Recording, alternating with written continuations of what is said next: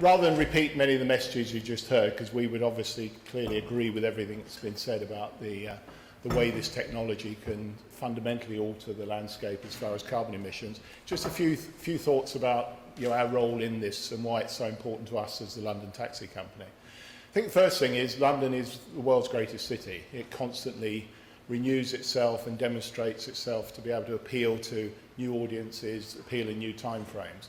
And we're very proud to be part of that London landscape.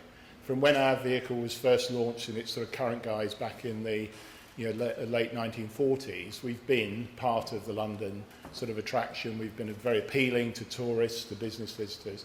And we've established, with the help of others, the reputation for being the best taxi service in the world. And that comes from really three elements. Firstly, our vehicle, the only purpose-designed taxi in the world.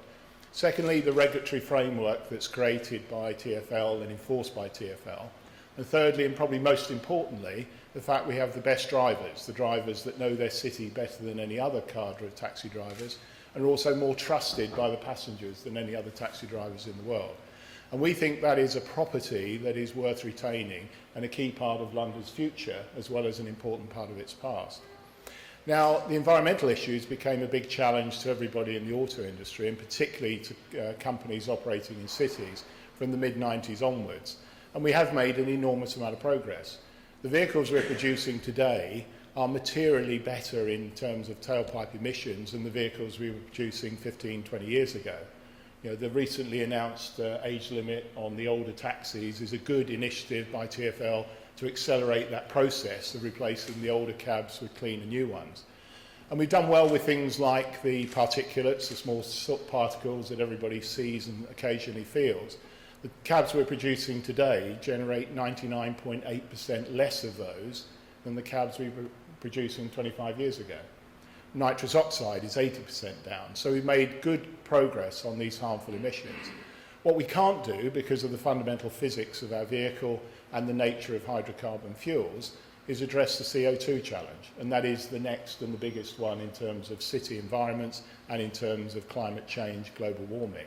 And the only way through that is to look for an alternative carbon-free fuel process. Now, I agree with Kit, all of the other technologies, the electric-based ones, have a role to play, and I agree that I think those are transitional technologies. And the key is to find a fuel that is fundamentally carbon-free.